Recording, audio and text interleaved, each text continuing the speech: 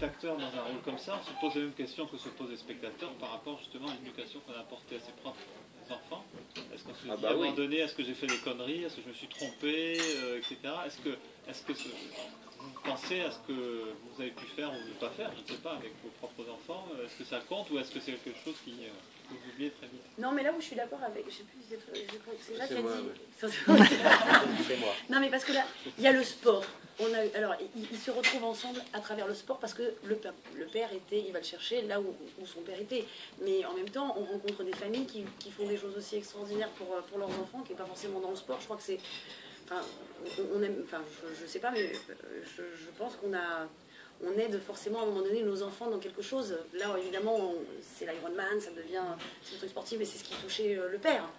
Je pense que dans chaque famille, mais il y a toujours un moment donné où quand on veut se retrouver avec quelqu'un, enfin, le père avec le fils ou la fille avec la mère, etc., on essaie de trouver quelque chose qui nous rassemble. Là, il se trouve que c'était le sport, mais dans chaque famille, ça peut être des choses complètement différentes, en fait. C'est ça qui est important, je crois. Voilà, sur ce. Non, mais c'est...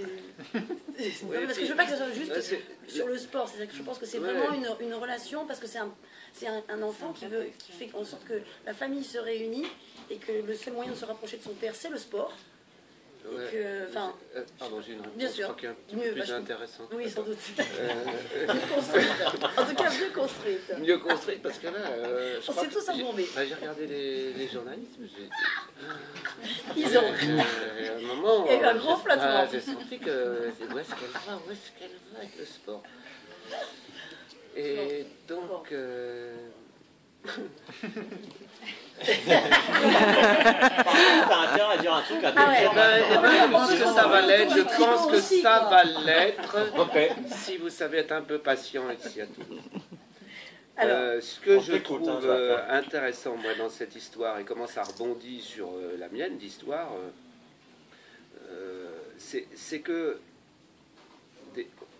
on n'imagine pas ce que les enfants apportent. Nous, on est toujours dans la position de parents. Enfin, moi, je parle pour moi, mais l'impression que c'est nous toujours qui devons fournir, quoi. Je veux dire, les éduquer, leur montrer des choses, leur apprendre des choses, transmettre des choses. Il y a plusieurs verbes pour le raconter. Et là, c'est lui qui transmet quelque chose. C'est grâce à lui, c'est grâce à son désir insatiable, irréductible de faire cette aventure-là. Et au point que rien d'autre ne peut empêcher ça, il nous le montre, il nous le prouve, que du coup, il va éduquer ses parents, quoi. Il va transmettre quelque chose à ses parents. Et on oublie souvent dans notre volontarisme et dans notre responsabilité de parents que l'enfant, il va nous raconter des histoires comme ça et qui vont nous faire évoluer, nous, et qui vont nous donner du rebond, qui vont nous apporter même à des solutions, à des problèmes qu'on ne pensait pas que la solution viendrait d'eux, quoi. C'est-à-dire que finalement, une plus grande disponibilité, une plus grande écoute à la proposition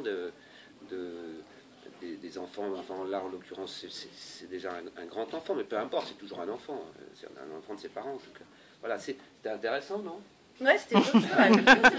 Non, non, c'est vrai. Hein, je crois que j'ai bien vu que les gens étaient beaucoup plus à l'écoute. Oui, non, mais c'était bien. Tu vois. Oui, c'était ça. Non, c'est à toi maintenant, c'est à toi. Maintenant, tu vas pas la retrouver derrière. C'est très bien. J'ai une question un peu technique sur les plans que vous avez tournés à l'Ironman. Ouais. Il y a des plans qui sont vraiment très très beaux, qui ont même l'air un peu trop beaux pour être vrais. En fait, par exemple, le plan, j'ai l'image où tout le monde saute en même temps dans le... Yes. Est-ce que c'est réel? C'est réel. Ouais. C'est beau. Premier jour de tournage. Je te laisse parler. Ah non, c'était... Ouais, mais c'était juste bouleversant. C'était bouleversant de beauté. J'étais là, hop, ça part, donc on doit être sur le coup, on doit être le personnage, donc c'est pas le moment d'être bouleversé, parce que là c'était moi Jacques Gamblin qui était bouleversé. Et en plus, vous n'avez pas tourné ensemble du tout. Non. Mais c'est important de le dire. Non, premier jour, et on est dans le jus de l'Ironman de Nice, quoi. C'est-à-dire 9 caméras, 100 personnes qui travaillent sur le film pour cette journée-là spécialement. 200. 200, 300, 500, 4 personnes qui sont 197 personnes. Non, mais ça, c'est la réalité. Un hélico pour faire les plans là-haut, enfin, etc., etc. Et on tourne que la natation ce jour-là, parce que les vélos sont pas prêts, puis parce que de toute façon, on ne peut pas tourner 20 minutes de film en une journée. Bon, bref. Et. Bah oui. Non, mais c'était la vitesse où tu l'as dit, quoi. C'est-à-dire, d'un coup, il y a un énervement. Je suis en colère. Et j'étais bouleversé par l'image, simplement par ces milliers d'athlètes qui battent dans l'eau ce que vous voyez. J'étais... Des dauphins, c'est quoi? C'est des oiseaux, ces dauphins, avec tous le bonnet bleu, donc tout la même couleur.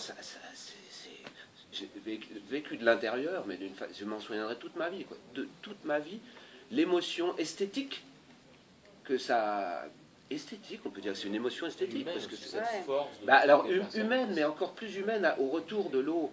Quand tous ces athlètes sortent de l'eau, passent sous la douche, vont chercher le vélo, courent, et tous ces corps qui arrivent complètement, complètement shootés par la flotte, et par ces 3 quarts d'heure pour les meilleurs, et 3 heures de flotte et de natation, et ils arrivent là, titubants, et on se dit, waouh, tout ce qu'ils ont encore à faire derrière, tout. Et là, pareil, émotion, là, c'est pas le film, là, je vous parle, c'est l'émotion. Donc, ce qu'on voit dans le film, là, toutes ces émotions-là, elles existent vraiment dans la réalité. La science, c'était d'arriver à les capter pour vous les offrir, ce que Niels a réussi, parce que c'est réellement, moi, j'étais vraiment, alors là, je le dis, c'était tous ces corps qui sont chacun une personne, et puis qui vient de faire ça, et puis qui a encore tout ça à faire, c'est en réduction une vie, quoi. Je sais pas, c'est peut-être con de dire ça, mais en 3 pas qu'ils font comme ça quand ils sortent de l'eau et qu'ils passent devant cette foule, c'est le challenge d'une vie. Je crois que c'est pour ça que ça me bouleversait, ça me donnait cette sensation-là. En parlant d'émotion, pour ce qui nous concerne, on a un petit peu tous lâché une petite larme, je pense. Est-ce que vous, en voyant pour la première fois le film, une fois le tournage effectué et le montage effectué, vous avez également versé une petite larme, voire même l'envie de vous surpasser? Moi, j'ai fait à peu près 1h15 sur 1h30 de film, je crois. Non, moi, j'ai trouvé ça super. Et pourtant, on connaît le film, on l'a vu, etc. Mais après, c'est le travail du réalisateur. Parce que nous, on tourne, mais c'est vrai que je trouve que tout est là. C'est super émouvant, c'est super fort.